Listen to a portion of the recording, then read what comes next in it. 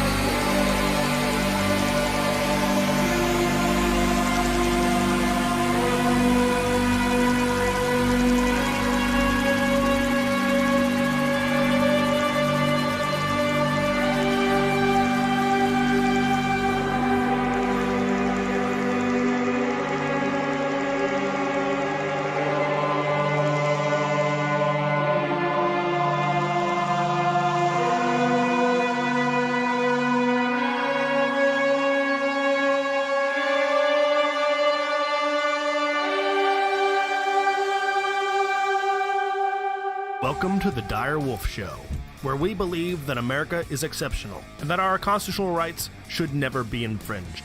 I am Dire Wolf. On our show, we bring you the truth and debunk fake news. If you love laughing at the insanity of the regressive left, sit back and relax. Boy, do I have a show for you.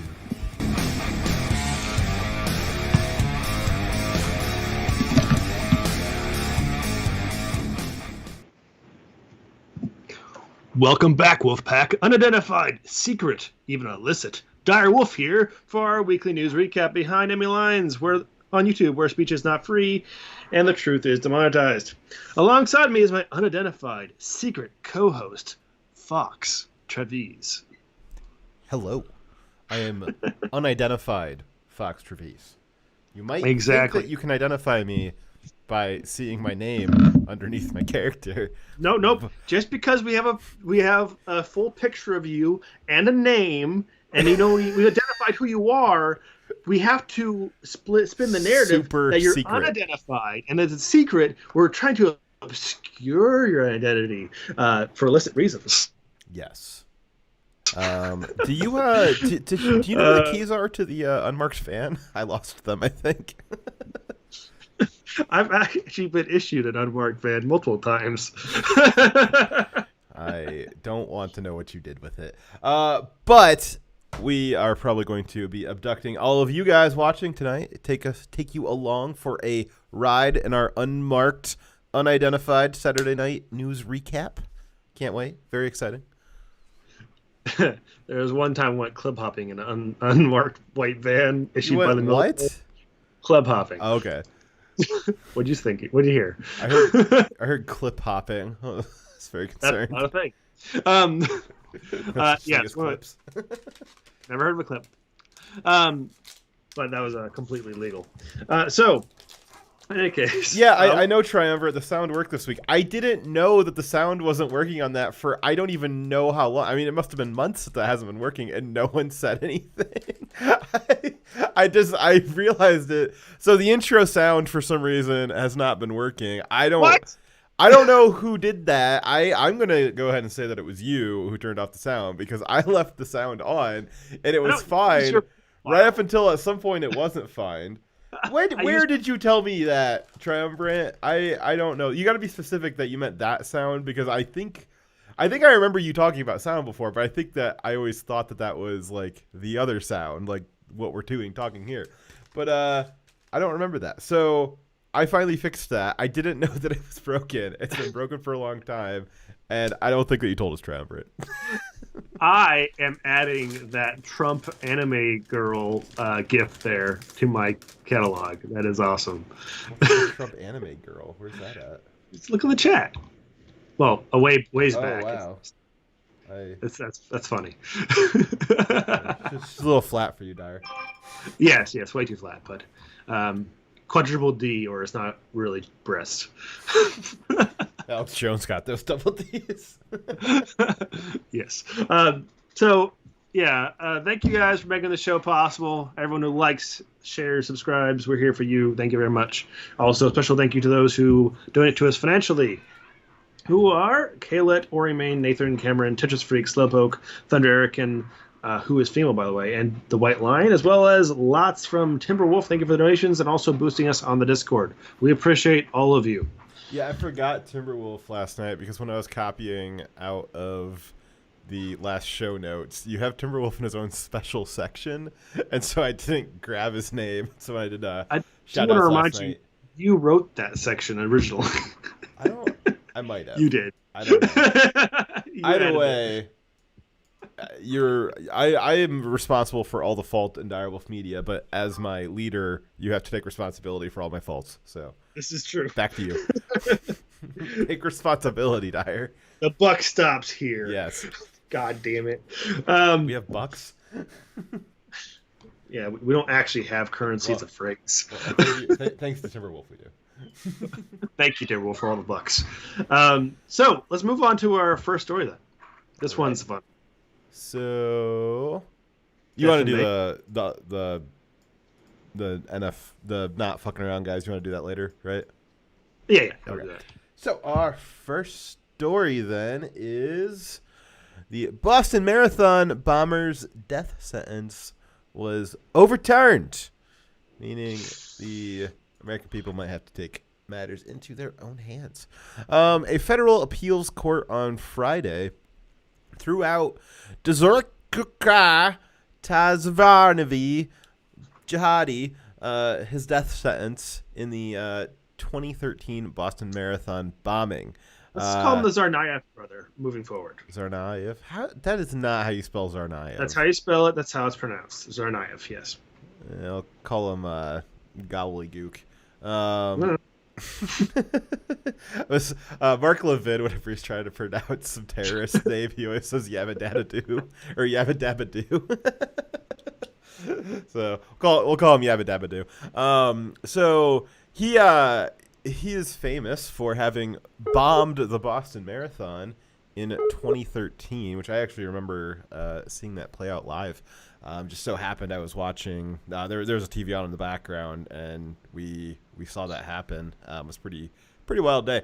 Back in my college days, and I do remember after that. I don't know if you're going to get into this, but the just absolute.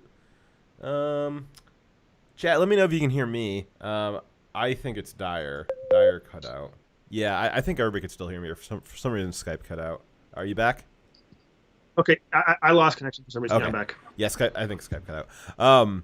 But I remember just how disgusting the media was treating this. All the way back in 2013, the media has been disgusting for a while. But I think it was Rolling Stone put one of their pictures up on like the cover of their magazine and gave them this kind of like rock star treatment, like filters and stuff like that. And it's really just absolutely disgusting by the media. It was a glowing description of him. Yeah. It was crazy. Yeah, and this is back in 2013. I mean, this is like, a little bit earlier in the left fetishizing Islam. They've probably been doing it since, a little after Obama got elected. But, 2013, it's still kind of in its infancy. But then we really saw it pick up with how the media was treating these guys. Not just fetishizing Islam, but fetishizing people who are, Islamic people coming to our country and hating us and wanting to destroy us. That they see them somehow as being noble for coming here and trying to kill us. Yes.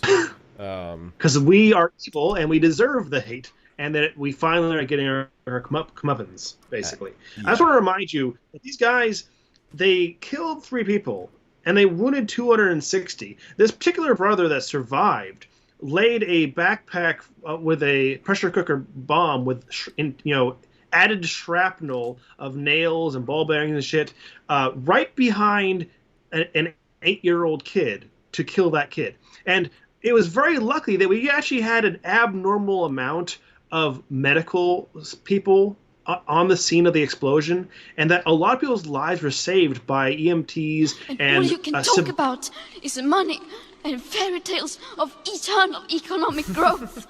How dare you? Slowpoke gave us $2. Thank you very much, Slowpoke. He said, here's the story. Incoherent Slowpoke noises intensify. Yes. I wonder if that's intensify in the way that the peaceful protest intensify. Well, the dark, the Yabba Dabba Doo brothers, it wasn't really that they had a terrorist attack. It was that Islam intensified. Yes, it was the intensity of the Islam.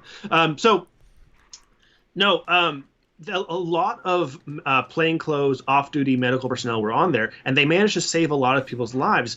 But of those 260, many of them are permanently crippled. A lot of the explosions were at leg level. A lot of people lost legs or had legs that were so badly damaged by shrapnel going through their legs that they're unusable. It is not just so it's not just lived or died. These are horribly injured people who had tourniquets put on that lost legs that were able to survive regardless because of the amount of medical care. These people irreparably changed the lives of a lot of Americans.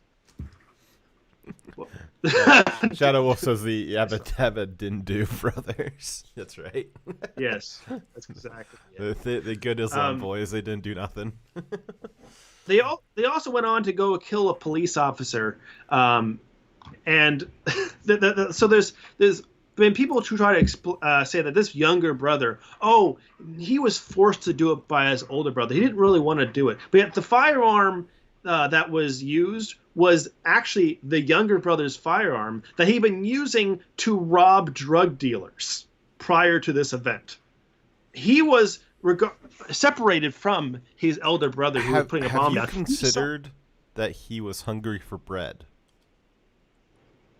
I had not considered that possibility, though maybe we start giving bread to all the Islamic countries, that will stop all terrorism. We'll do a little experiment. Yes. So the reason why we're talking about this today, obviously, this is a old event, no less terrible and tragic. And actually, it kind of sucks because the Boston Marathon actually got outright canceled this year. What COVID did, what Islam could not. But the reason why we're talking about it today is, as I said, this guy was put to death, Yabba Dabba Dindu. He got put to death, or sentenced to death, in the hearing, or in his trial. And the judge today, who oversaw the case, said that the case did not adequately screen jurors for potential bias. A 3-judge panel of the First U.S. Circuit Court of Appeals ordered a new penalty phase trial on whether or not the 27-year-old Sarnev should be executed for the attack that killed 3 people and wounded more than 260 others. And as Dyer explained, that the wounds of those 260 others were fundamentally life-altering. Yes. So we're having trouble saying Tsarnaev because it has a silent T at the beginning for no reason. You can't even spell names correctly. So learn English. Yeah, come on. Learn to speak American. So the judge said, make no mistake. The Yabba Yabba Dindu brothers will spend his remaining days locked up in prison, with the only matter remaining being whether or not he should die by execution. But he's 27, so at some point in the next 50 years, some stupid leftist president will pardon him, because the left loves pardoning terrorists. Obama did that a bunch of times. Obama pardoned. So a lot of, Dyer and I and a lot of our viewers were not alive in the 70s, but the 70s were a hot time for a lot of different terror organizations. We had the Puerto Rican liberation terror organizations. We had the Weather Underground terror organizations. There was a lot of Black Power movement that were doing terrorist activity at the time. And a lot of their leaders were in jail for very horrific crimes of, like, killing people and bombing buildings and general terrorism. And Obama released so many of them. And that's why now we have like one of the leaders of Black Lives Matter. She was a terrorist back in the Weather Underground days. There's been a lot of other involvement in these types of new leftist organizations that have been popping up the last few years, where you dig into their founders a little bit and you find out that they were recently released from jail by Obama, and they were in jail for terrorist activity in the latter half of the last century. So I have no doubt that if this guy is not executed at some point, because the left just has this, again, it's a fetish for, it's not just Islam, it's a fetish for people who are mean to America, who don't like America. Hate America. Yes. Yeah.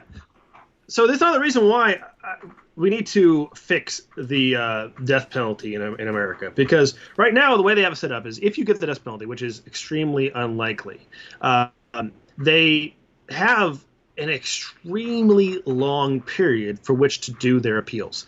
And it's not that you shouldn't have the ability to appeal. It's that they do it over decades and decades, just, stretching it out. And they also make the execution process extremely lengthy and expensive for no reason. It's only that way because of legislation requiring it to be so. Someone who is admitted, bragged about, is fine with what he did. He is not repentant even the little bit. He still hates America. He thinks we should all die to this day.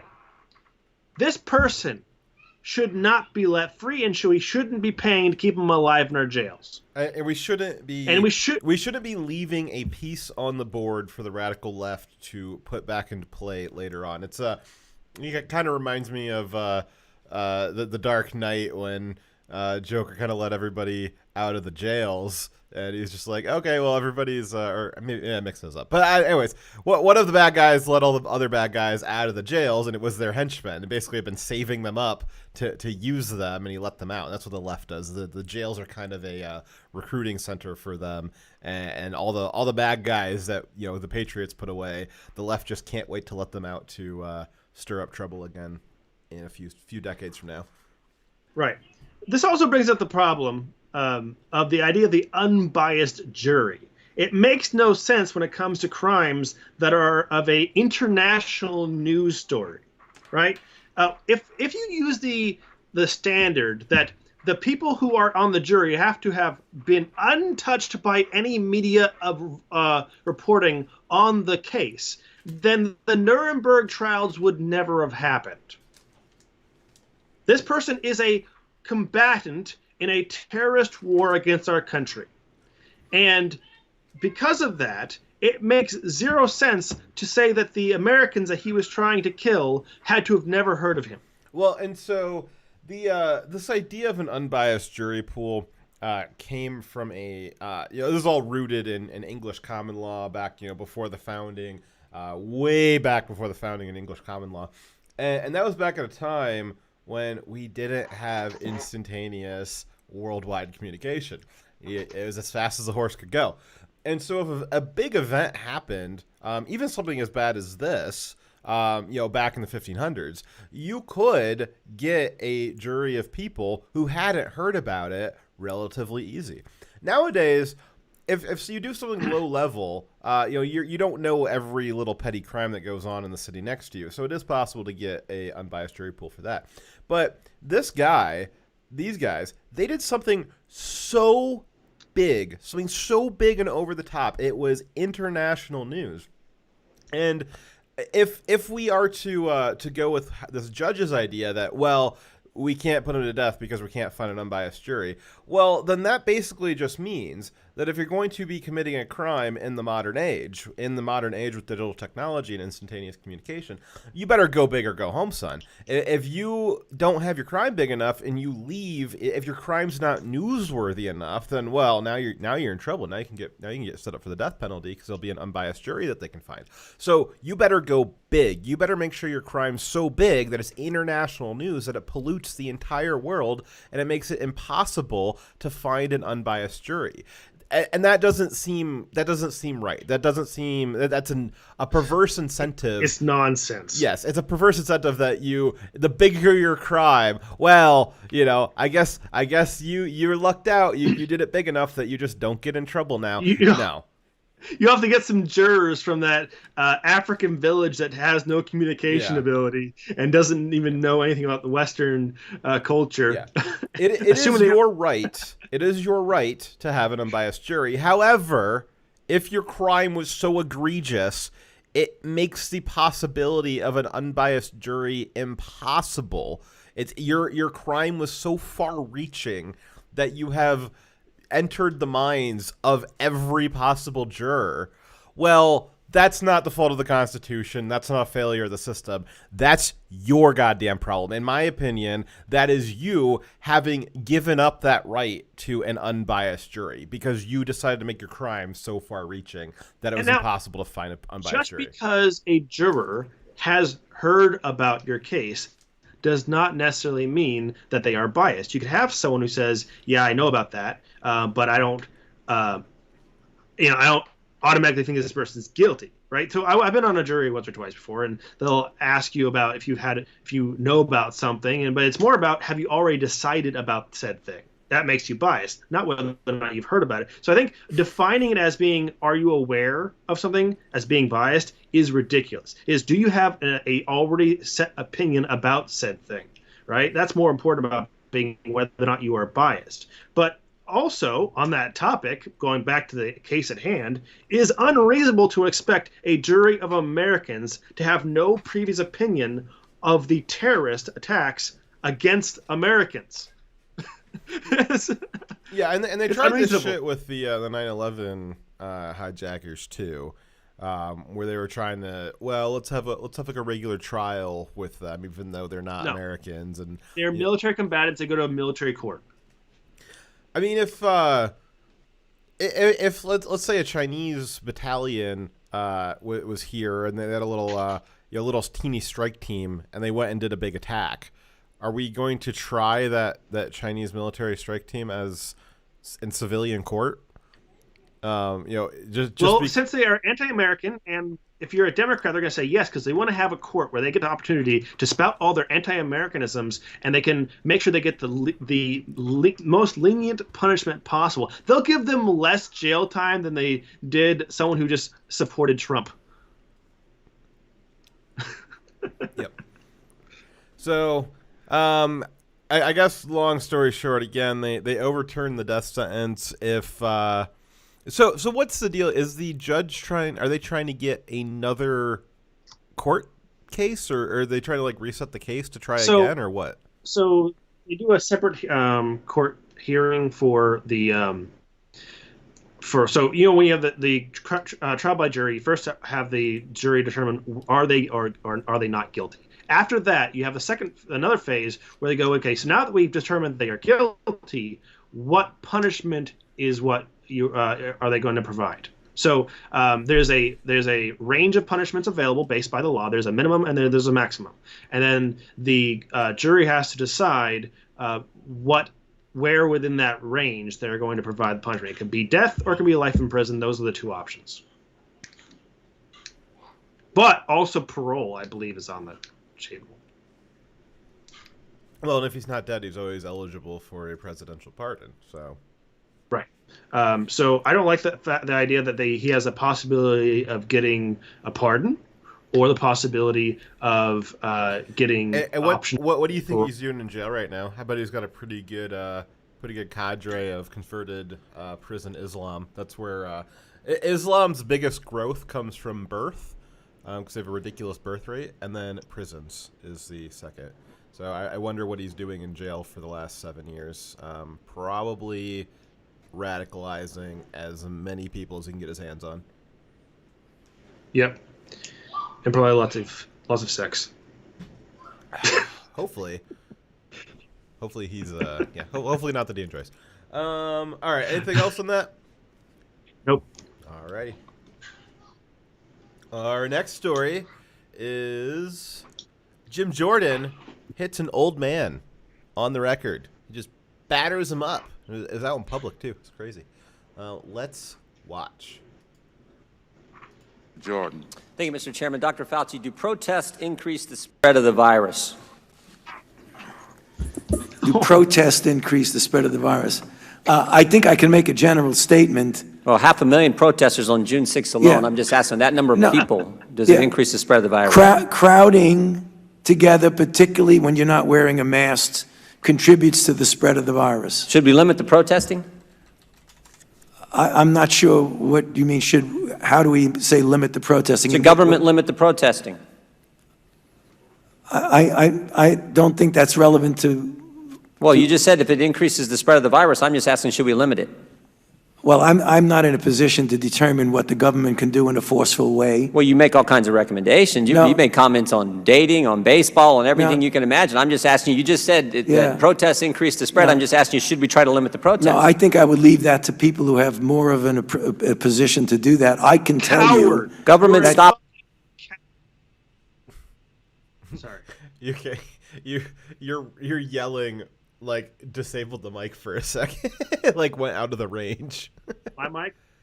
Yeah, you're like fucking coward, but it just like cut out. 'Cause He's a fucking coward. All right. So there's only one answer to this. That's the constitutional and morally right answer. Right. That is that they have the right to protest, actual protest, and the government shouldn't infringe upon that. They should advise against it because, yeah, it's bad. You can say, yeah, scientifically, you have a higher chance of spreading it, but no, I don't think on principle you should be having the government stopping, peaceful assembly. But also, they should be stopping violent riots.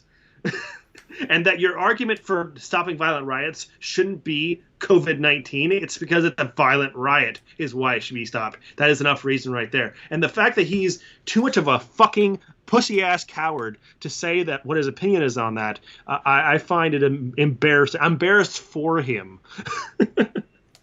Now, he might disagree with me, right? But at least have the balls to say what you believe on that subject. So this is for you guys' information. This is from a hearing on, I think, Thursday. I think it was on Thursday. And this is Jim Jordan just grilling Dr. Fauci here. So we'll keep going here because Dr. Fauci has again.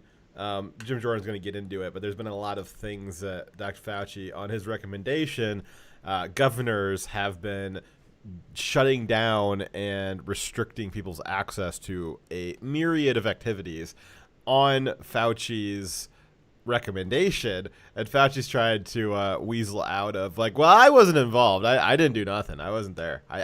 The last 3 months, it was a total figment of your imagination that I was advising what people should be doing, and then I said that we shouldn't be wearing masks, and then I said that we should be wearing masks, and then I said that I lied about wearing masks, all of that. So Jim Jordan's going to keep going into it and keep going into it gets better, Dyer, don't worry. Stopping people from going to church, Dr. Fauci. Yeah. Last week in the Calvary Chapel case. Look at that grin right there. So I'm going to rewind it for a second there, but look at this grin. So Jim Jordan just asked him about, people are not allowed to go to church, and he's just sitting there grinning his ass off. Well, let's watch that again. Just asking you, should we try to limit the protest? No, I think I would leave that to people who have more of a position to do that. I can tell you. Government stopping people from going to church, Dr. Fauci. Yeah. Last week in the Calvary Chapel case, 5 liberals on the Supreme Court said it was okay for Nevada to limit church services.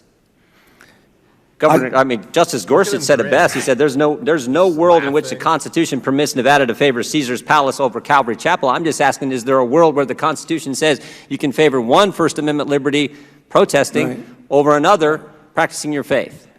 I'm not favoring anybody over anybody. I'm just making a statement that's a broad statement that avoid crowds of any type, no matter where you are, because that leads to the acquisition and transmission. And I don't judge one crowd versus another crowd. When you're in a crowd, particularly if you're not wearing a mask, that induces the spread. It's a simple question, Doctor. Should we limit the protest? Government is obviously limiting people going to church. And look, there's been no violence that I can see at church. I haven't seen people during a church service go out and harm police officers or burn buildings. But we know that, for 63 days, 9 weeks, it's been happening in Portland. Right. Yeah. Well, one night in Chicago, 49 officers were injured. But no limit. Again, 43 officers were injured in one night, and he's sitting there laughing his ass off. I don't know what the hell that is.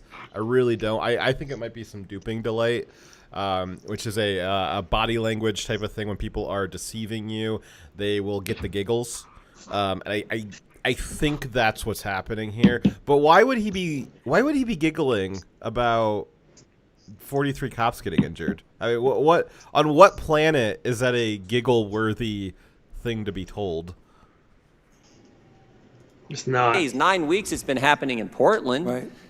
Yeah. Well, one night in Chicago, 49 officers were injured.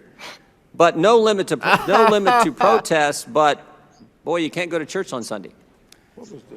I don't know how many times I can answer that. I'm not going to opine on limiting anything. I'm just going to tell you. You've opined on a lot of things, Dr. Fauci. Yeah, but I've never This said is something that to directly impacts the spread of the virus, and I'm asking your position on the protest. Yeah, I'm not going to opine on limiting anything. I'm telling you what it is, the danger.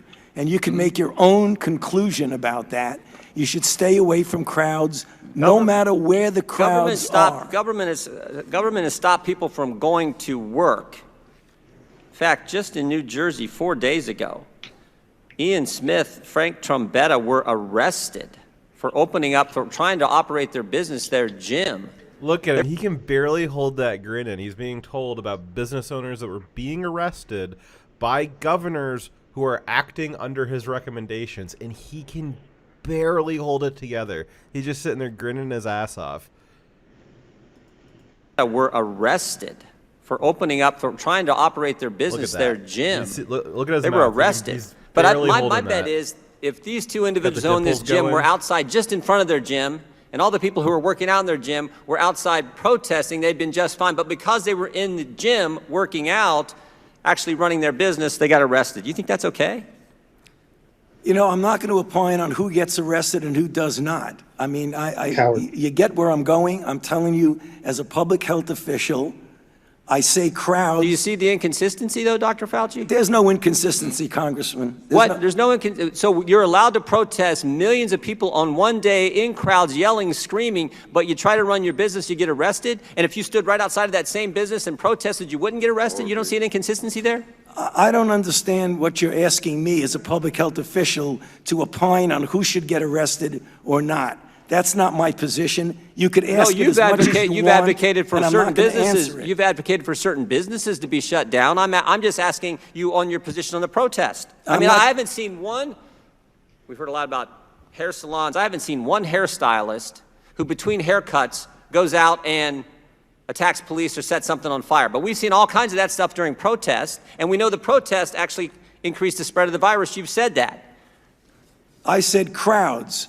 I didn't say specifically. I didn't say protests do anything. So the protests don't increase the spread of the virus? I didn't say that. You're putting words in my mouth. No, I just want an coward. answer to the question. Do the protests increase the spread of the virus? I don't have any scientific evidence that anything. I can tell you that crowds are known, particularly when you don't have a mask, Is a to protest increase a crowd? I don't know. acquisition and transmission. No matter So what you don't the have a crowd is. position on whether the protests increase the spread of the virus or don't increase the spread of the virus? I'm saying that crowds, wherever the crowds are, can give you an increased probability that there's going to be acquisition and transmission. But do you understand Americans' concern? Protesting, particularly according to the Democrats, is just fine, but you can't go to work, you can't go to school, you can't go to church. There's limits placed on all three of those fundamental activities, First Amendment activities, but protesting is just fine. Hi, everyone. George. So And the program giving he's millions of trying to separate the culpability from himself, because he's saying it's the government officials who are actually enforcing his recommendations, and they're the ones arresting the business owners. They're the ones who are allowing the protests but not allowing people to go to work. He's trying to separate himself from the culpability because he's not the one directly enforcing it, but he is guilty because he's the one advising those actions. And what have we heard from the Democrats all the last 4 months, over and over and over again? Follow what the scientists say. You got to follow what the doctors say. You got to follow the science. Follow the science, unless the science says stuff that we don't like. But follow the science. And Dr. Fauci is the science we were supposed to be following. Well, now he doesn't have any recommendations. Now he doesn't want to back up. Well, I said all these things, and different governors took it upon themselves to enact what my recommendations were in this particular way. And he just doesn't have any opinion on that. Like, well, what do I know? I'm just a random person. I don't even know why I'm here. Again, this ignoring anything that happened longer ago than 5 minutes. It's just totally got to be erased.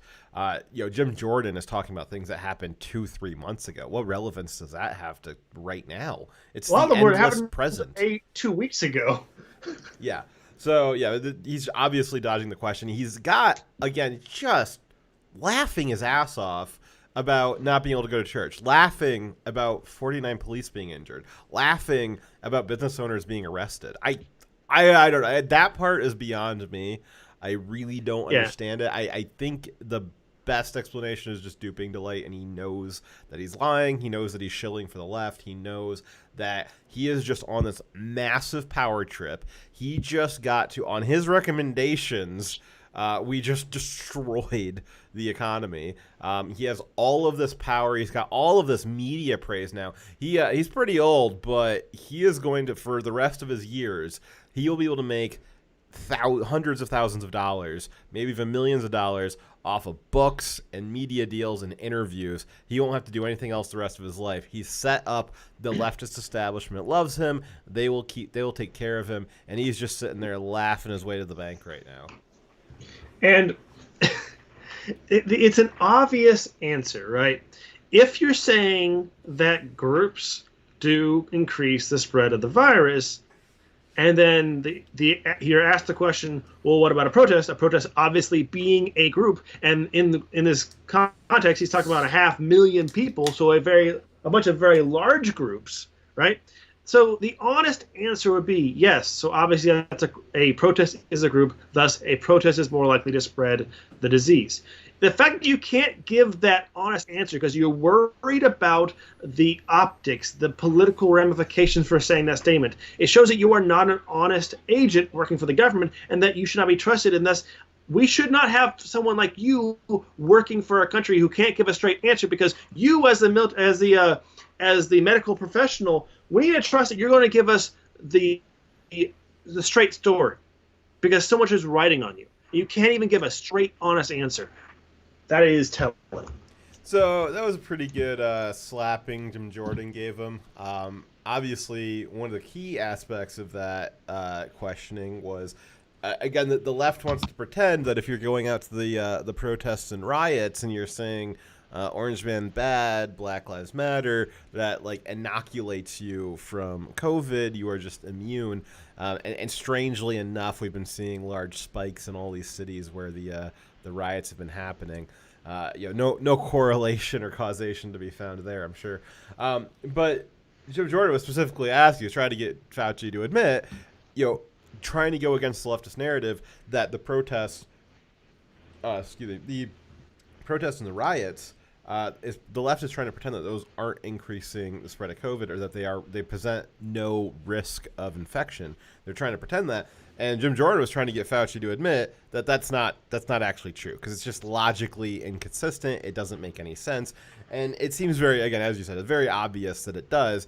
And so he was trying to get Fauci to say that because it's the truth, and Fauci is under oath.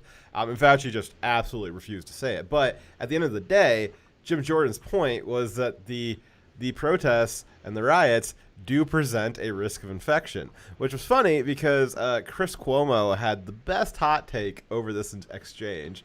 And Chris Cuomo said, people are dying and being hospitalized, and Jim Jordan is worried about the protests. Literally the whole point of it, like in Cuomo's mind, Cuomo just can't get it through his thick head that there might be some kind of teeny tiny link between people dying and hospitalized because they caught COVID and the protests. He thinks they're totally different things. You just can't figure out that causation there. Wow. God, I'm so tired of the political theater, aren't you? And it's not the only political theater we're going to be seeing today. Yeah, it's the... I really hate this. Going back to him laughing and grinning, it really feels like they're playing a game. You get the big elites, the powerful. They get to kind of pull on the levers and move the pieces around. And if some of us pieces end up dying, well, it's just a game, so it doesn't really matter. And he's just sitting up there laughing about it. So I can't imagine what type of person you have to be told that 49 police officers got injured and you start laughing about it. I mean, well, I guess I can't imagine that you might be Antifa. I don't think that Dr. Fauci's Antifa, but they're the type of people that would laugh at that sort of thing. So, what kind of conclusion am I supposed to draw for that? He's definitely not. He doesn't care about the truth. He cares about politics, and that's a dangerous mentality to have for someone in our government. Who has an important job like he does. Yep. Honestly. Alrighty. Well, I guess if you guys were wondering what's been happening with Dr. Fauci, there you go. He kind of got pushed out of the media the last few weeks. Trump's kind of gone after him a little bit the last few weeks, and this is why he was just a little king of his castle at the CDC for 30 years, and then the last few months he got pushed in the media spotlight. The media ate him up. They loved him, and he loved being famous, and he has since abused his credentials to launder politically motivated policy, and that's just disgusting. And I'm glad to see Jim Jordan calling him out for it. Alrighty, ready for the next story? Absolutely. Ready. So Trump has suspended the election. Oh my God, the humanity! Crazy, running around fire. Everything's nuts. So on Thursday, Trump basically ended the republic as we know it with a single tweet. Quote. That's how it works. Yes. The republic will not go out with a bang, but with a tweet. The universal, so this is Trump's tweet, with universal mail-in voting, not absentee voting, which is good. 2020 will be the most inaccurate and fraudulent election in history. It will be a great embarrassment to the USA. Delay the election until the people can properly, securely and safely vote? ? Thank you for the diamond, Shadow Wolf. He says, and people wonder why I distrust the CDC. I wasn't wondering. They've been a shit show from the beginning.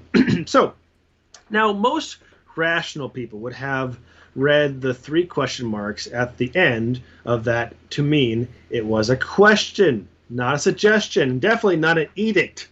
Again, rational people might think that, which explains this list of headlines.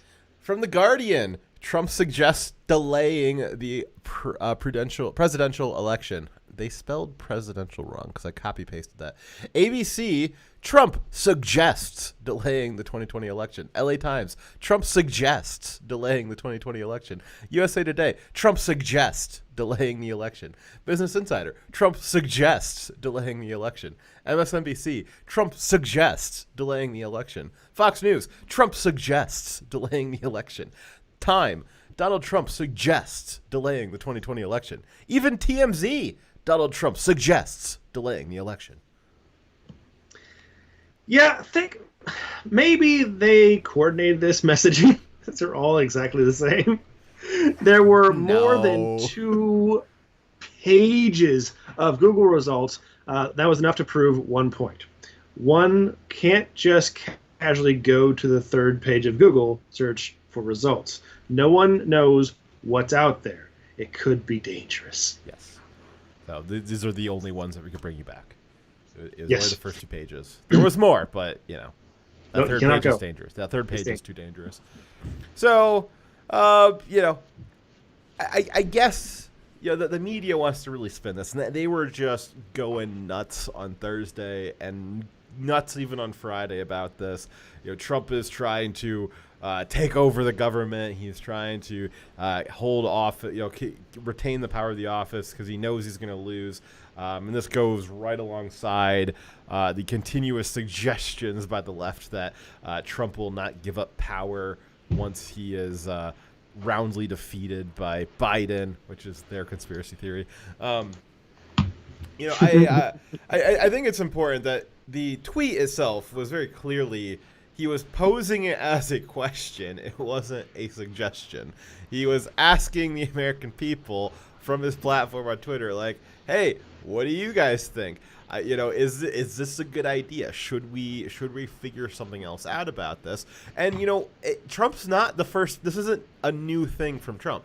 Like, this isn't the first time anybody's ever thought that maybe we should do something about Election Day.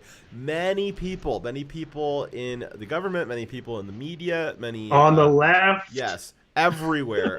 Everywhere we've had countless people speculating about Election Day and how it should work since the pandemic started. I mean, this has been going on since February.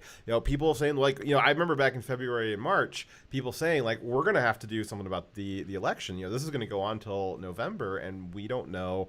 There's going to be a lot of big questions around what are we going to do on Election Day. So Trump, as we're getting closer, Trump's asking hey, maybe we should, should we talk about this? Should there be some discussion about it? And even if the discussion is just like, yeah, we're going to keep it the day that it is, I think that because of all the uncertainty that we've been thrown into this year, I think that discussion that, yes, we are going to keep it on the same day, that's still an important discussion to be had, just to make sure everybody understands and we're all on the same page because of how much uncertainty there was. I think this is ridiculous because just like a week ago, we had the same mainstream media outlets, some of them, saying that there may be delays. And that just because the mere fact of it taking longer to count and receive the ballots from mail-in ballots, that could take longer, and also because of the recent issues with mail-in ballots, as this is from the conservative side, it just might cause delays in trying to hunt down and ensure that we have all the ballots. That it's been talked about by both the right and the left for different reasons that there may be delays and that we might have election month instead of election day, right? And that was so Trump is the real funny thing here is not that he suggested it, it's that he's not nearly the first. He might be the last to have suggested it. So that's a pretty common theme, though, isn't it? So there'll be a story in the media where the media says, "Hey, what if this crazy thing happened?" A couple of days later, Trump will, it'll have made its way to Trump's desk, and he'll read the headlines, and then he'll think, "Hey, that is crazy. What if that happened?" He'll tweet it out, and then the media will pick up on that and be like, "Oh my God, Trump's insane. He just suggested this thing that we were talking about 5 days ago, and then he repeated what we said, and that's crazy." That's crazy. They've done that multiple times where they bring up a story. What was the one about the Ukraine call? It was a left-wing media source that brought up a story about the Ukraine story. He then mentioned it, and they're like, "No, we never said that." Yeah, exactly. So what did Trump say when he was clarifying? Yeah. So in statements to the media, he clarified and he quoted, "I do not. Do I want to see a day change? No, but I don't want to see a crooked election." Well, that seems pretty. That seems basically like he was suggesting that we dissolve the Constitution. But yeah, he's definitely become a king now. So he just wants to avoid having a crooked election. Yeah. No one else has that opinion, just him. Yes, exactly. Yeah, so this does kind of beg the question a little bit. Could Trump actually change the date? Technically, no, not unless he enacts a continuity of government plan, which would actually dissolve the Constitution and reformat the government. There is continuity plans in place, but those are really more for special occasions of really bad things happening, and this is it's a bad thing. I don't think it's a special bad thing that would warrant using the continuity of government plan, mostly because the government is currently contiguous. Normally you would only enact a continuity of government plan if for some reason government continuity was disrupted, which it's not been. So it's very unlikely that Trump will enact a continuity of government plan and just seize ultimate control to change the election. That doesn't he's seem had likely. Plenty of opportunity to seize power, and he has. In fact, he's given up power, so it doesn't seem like his modus operandi. Yeah. So, but Trump, like all presidents do, Trump was just merely floating out this question to his allies in Congress, who do technically have the power, in a limited sense, to move the date of the election. Though it's kind of unclear how that works, and there's been a lot of debate as to what the Constitution actually means in that area. What is the actual necessary dates that we have to hit for the election? Can they be moved? Can Congress move them? From what it's at right now, some of the dates are flexible, but Congress has to do it. And I know the Democrats do not understand this. We talked about this last night, actually. The Democrats just don't understand how the president works. They think that it's a dictatorship because that's how they like to use the presidency. They think that the president saying something, that Trump just suggesting or asking the question about moving the date, they're scared that that has the force of law or dictatorial edict, because they know that they wish when they were president and that when Obama was president, anything that Obama said, just happened to say, that suddenly became pseudo law in a sense. So it's because they don't understand that the president doesn't have the power to legislate, which they think that he does, because Obama essentially had the power to legislate. We just found that out last week with the Supreme Court decision. They think that it becomes very dangerous for Trump to say these things in their mind, because in their mind, well, Trump could accidentally create a new law, because that's how powerful the presidency is, because they're idiots and don't know what the Constitution says. But what has traditionally happened prior to the last two presidencies is, because the president doesn't have the power to legislate, he will often make statements in public so that people in Congress who do have the power to legislate will hear what the president has to say, and if they are of the same party, they'll realize, oh, hey, the leader of my party kind of wanted this thing to happen. Maybe I should write a bill that does that thing, or give him a call. That's kind of what Trump was doing. So he's kind of trying to spur that conversation, not just in the general public, but also in Congress as well, to try and get the wheels moving and make sure that we don't just get up to November and nobody's talked about it and we're still full of uncertainty. Again, highly, I'm going to say a 100% chance that we will be having election day on the actual election day. It's not going to move. But leading up to that, it's still good to, again, discuss and confirm that that is what's going to happen, because there's been so much uncertainty. So just the whole reason why this has become such a controversy is because the left fundamentally doesn't understand how the presidency works, which is very funny. Though, let's see here. So in a Twitter fever dream following all of this madness, the left earlier this week, they proposed that if the election was suspended, but that Trump would still have to leave the presidency on Inauguration Day. So even if we suspended the election, let's say, okay, November is no good, December is no good, January is probably still not going to be no good. Maybe there's a vaccine that's scheduled for March. So let's say Trump throws the election out to March. What the Blue Checks on Twitter were suggesting this week, they had this fever dream that if Trump were to throw the election out past Inauguration Day, Trump would still have to vacate the presidency on Inauguration Day, because technically he wasn't reelected, but nobody would have been elected, and therefore the line of succession would have to be activated, and Nancy Pelosi could take over as president. That's not how that works at all. They were so excited about that on Twitter. It was hilarious. Just all of us. It was funny too, because they went from Trump is going to end the republic by doing this to, well, maybe it'd be good if Trump did this, because then we get Nancy Pelosi as president. I mean, I don't think she's all there either. She's only slightly better than Biden. She does have a lot of ice cream though. Yes, and she could feed us all with her ice cream. Do you think Nancy would get 2 scoops? She's getting more than 2 scoops. Yeah, definitely. So I guess we either have the election in November or we get a Nancy Pelosi presidency. Be very excited. Can't wait. Oh, hooray.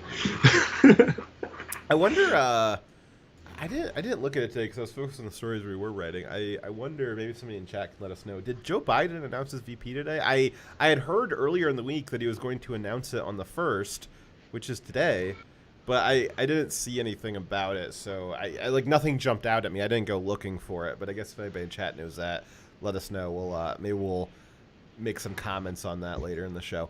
But I believe he actually started a live stream where he was supposed to announce his running mate, but he ended up introducing a toaster as his running mate, and then the stream got abruptly shut off. Goddamn Cylons. Alrighty, so our next story is a judge suggests, did you do that on purpose, Dyer? That the ACLU should be the arbiter of who are the unidentified secret journalists. So, in a move that would define, we're going to explain that. Just bear with us. In a move that would define government recognition of who is and is not a journalist, a federal judge floated the idea of requiring reporters at the Portland protests / riots to be vetted by the American Civil Liberties Union and identified by the organization's blue vests in order to avoid assault or arrest by federal agents. So the ACLU wants to give you a license to be a journalist. I can't see how that's going to go terribly wrong. U.S. District Judge Michael Simon said in a hearing on Friday that the move might be a solution to the claims from the department. Let me restart that. Start that. The U.S. District Judge, Michael Simon, said in a hearing on Friday that the move might be a solution to claims from the Department of Homeland Security and the U.S. Marshals that his restraining order is unworkable, according to the agencies, because some protesters are falsely identifying themselves as press. Yes. So, yeah, that was, So this judge in Portland was trying to say, well, I'm going to basically make it illegal for the police and the federal agencies to arrest journalists. And then the rioters pretended to be journalists, and then they're trying to make a big deal about it.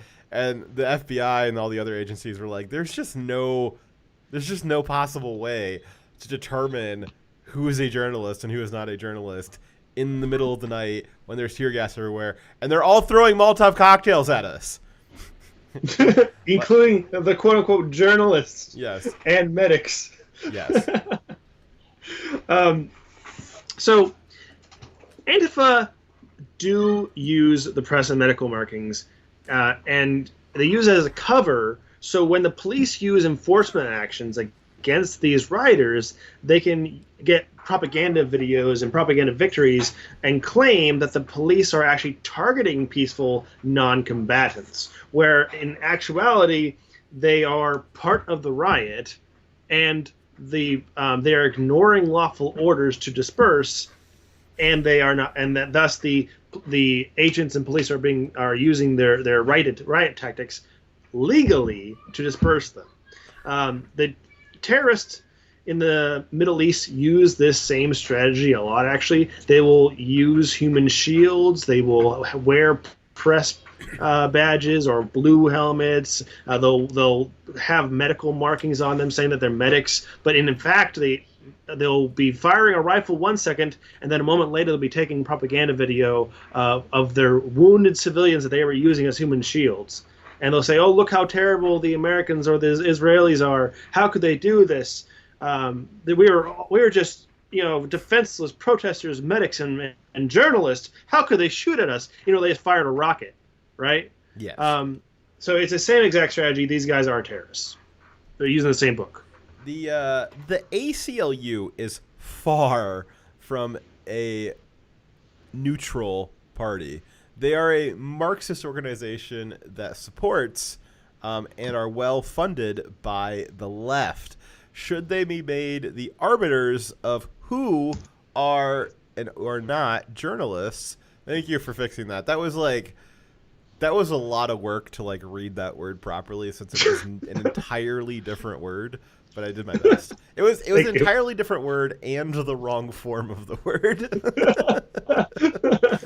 Thank you, Dyer. So if the ACLU should be made the arbiters of who is and who is not a journalist, they will inevitably provide cover to far-left activists by, letting people like this guy on the screen throwing Molotov cocktails. They'll be giving him journalist credentials for sure, and then they will exclude the undesirable right-wing journalists and centrist journalists like Andy Ngo. And Elijah, I can't remember what his last name is, but Elijah something on Twitter. He's also got a lot of good, Cummings? You talking about the dead congressman? I'm gonna mute your mic for 30 seconds. That's your punishment.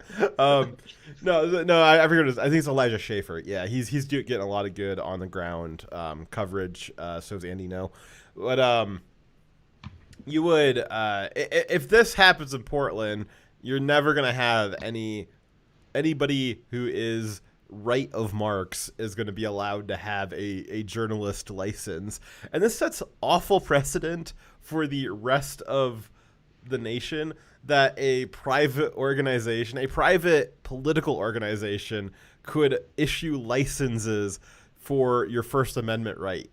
That seems a little outrageous. Though it does seem like absolutely what the left would believe.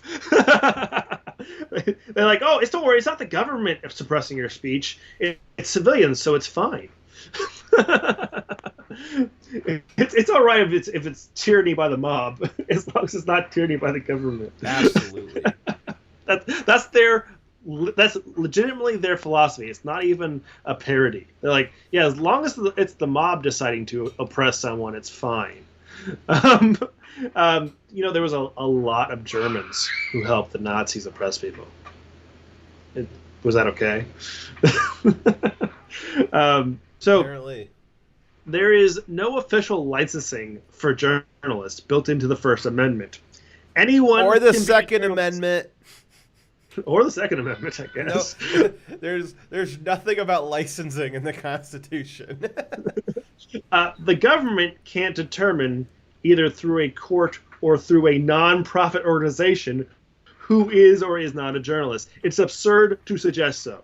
I can't believe this guy is a judge, though I guess standards for being a judge have gone down. Was it California that was talking about lowering the bar standards? Yeah. Because racist California doesn't think that black people are capable of taking the PAR exam because, California thinks black people are mentally deficient because they're not white, because of their skin color. California thinks that they are less human than white people, and therefore they would only possibly ever be able to pass the bar exam if the bar was lowered. This isn't us being like hyperbolic or anything. They legitimately said, hey, to help people, minority groups become lawyers, we need to lower the bar standard. Bar exam standard. Like, oh, geez. So you're saying that everyone who's not white is dumber in your opinion and can't pass the same test? Wow, you're a racist.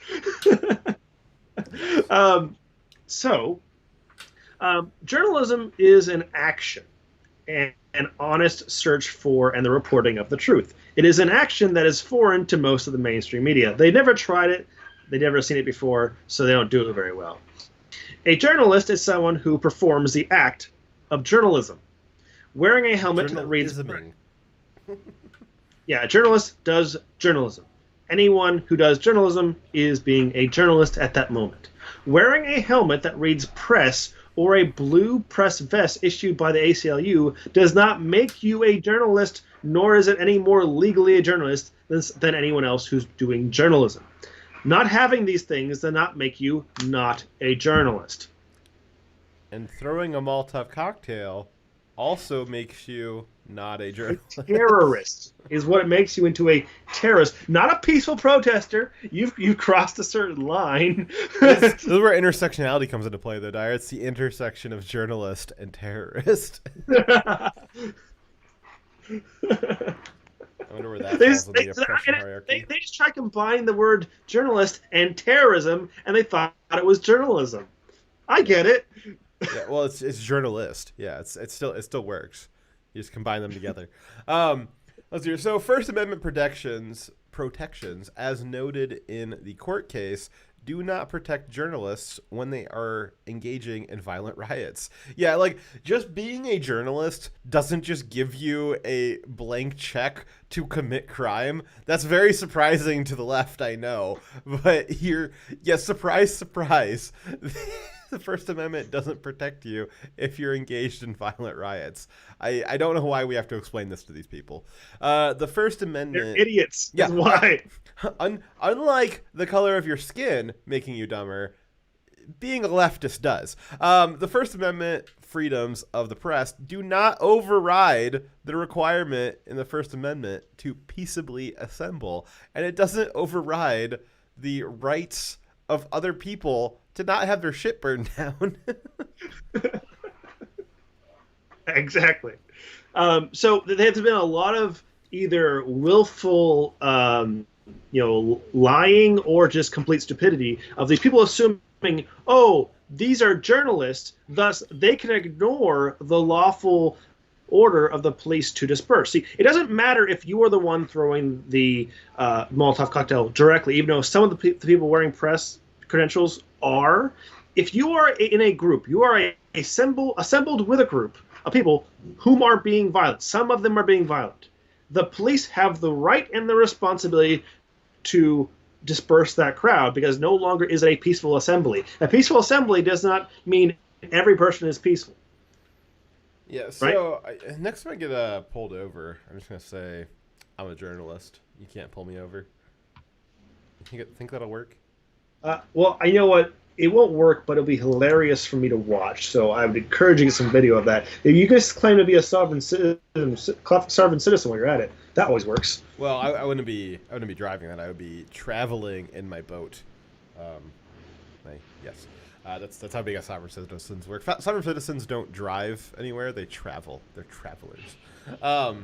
So I get what you're saying. Where like they're part of a group that is being disruptive, but that I think it doesn't even need to be labeled that they're rioting.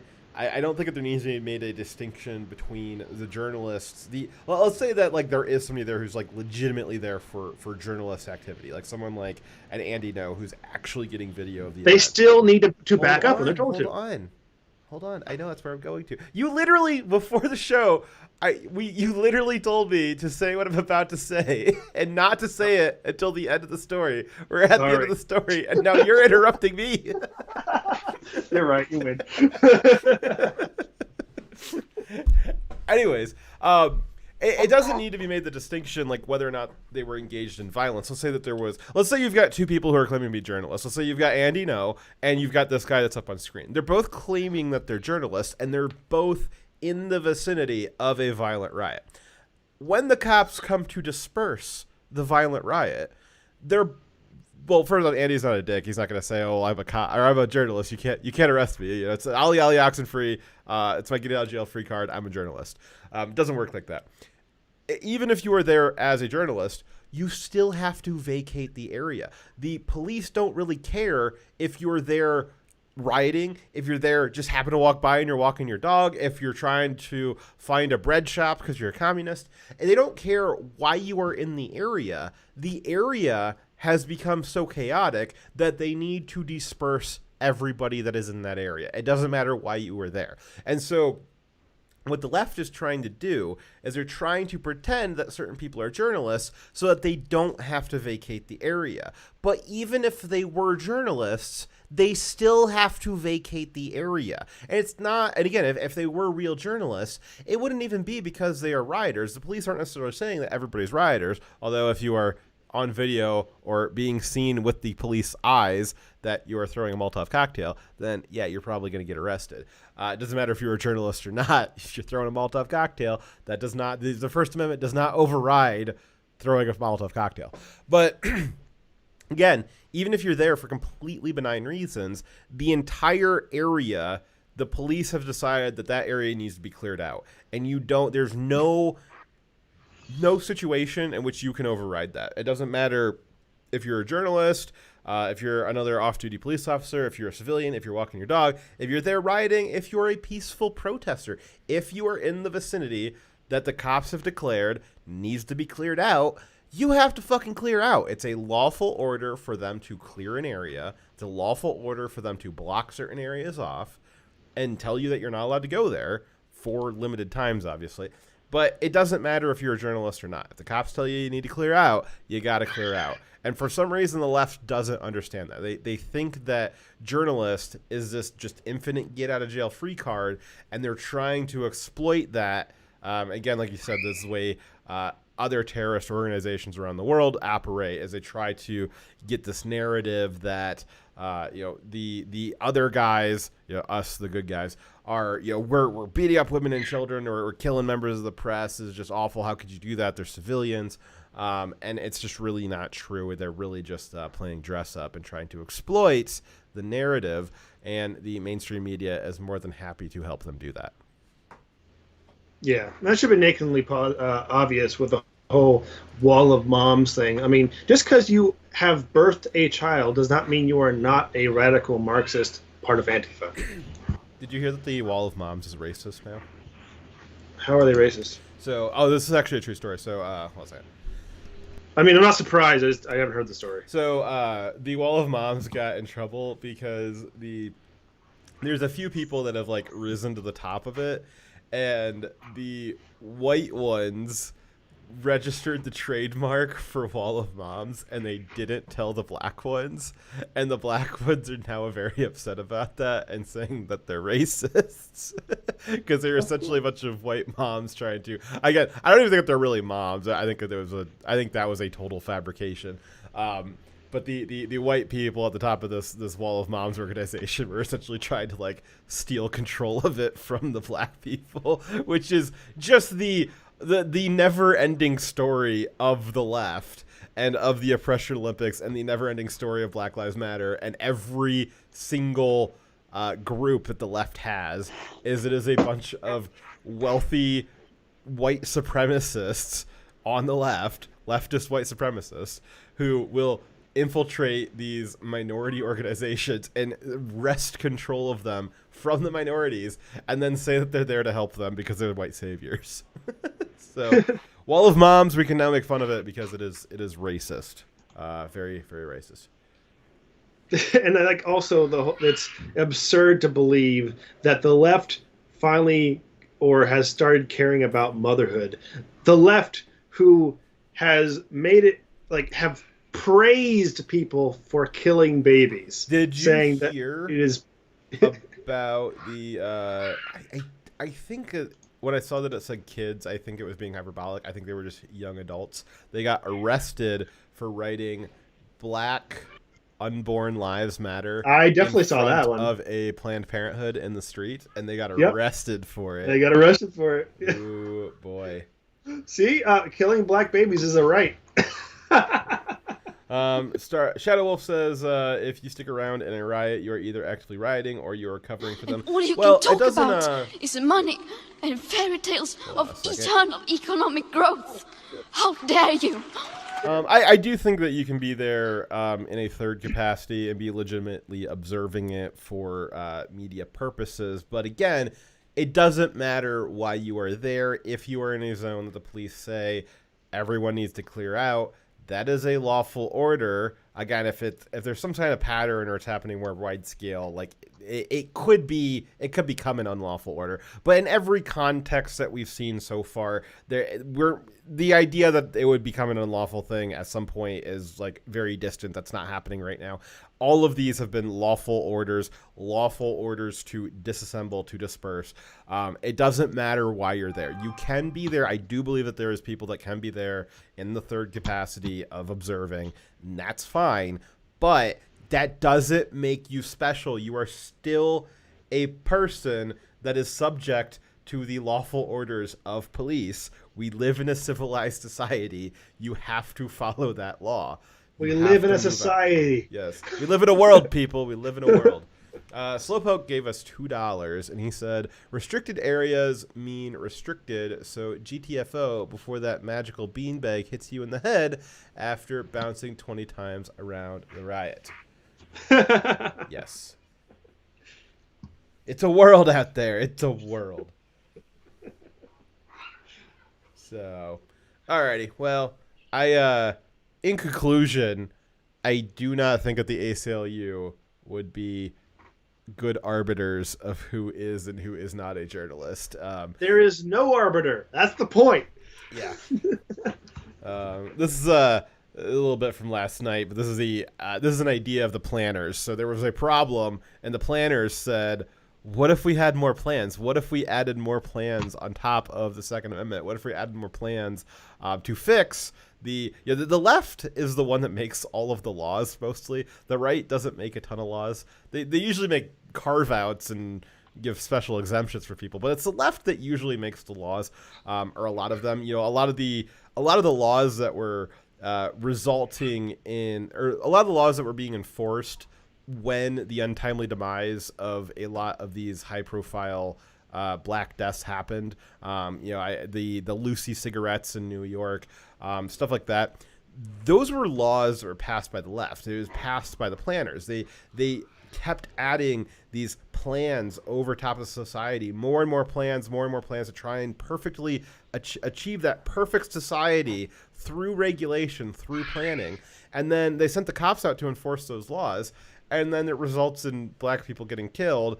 And then the planners are saying, well, instead of rolling back some of those laws, what if we just added more restrictions and just said, well, we're going to run all of the journalists through the ACLU? That's a great plan. What if we pulled the cops out instead of reducing the laws that the cops are enforcing? What if we just pulled the cops out entirely? What if that was a good new plan? Again, the planners can never, for those of you guys that watched last night, the planners will never consider not planning. They will never consider undoing previous plans. The planners are only ever capable of putting more plans together. The more the plans fail, the more the planners have to plan. Yes. Dyer has no idea what I'm talking about. No, I totally get it. It's job security. Yes. All right. It's a perverse incentive. It's sad. Yes, it is. Alrighty, I see you guys over on YouTube. For some reason, one of the guys on YouTube said that he's not allowed to chat on DLive. I can't imagine what you possibly said on DLive to not be able to chat there. But we are. It must have been pretty bad. Yeah, we are about. Who was it? It was a Catman922. Hey, he's a good guy. There's nothing wrong with him. So I put a link in chat to DLive. There is also a DLive in the description. A DLive link in the description. You guys can head on over there because we're going to be turning off YouTube, and we got another about an hour and a half, probably closer to an hour left of show that we're going to do exclusively on DLive as we do every week. Yes. So thank you. Please join us on YouTube. Oh, sorry, on DLive. Wow. Please join us on DLive. Goodbye, fired. YouTube.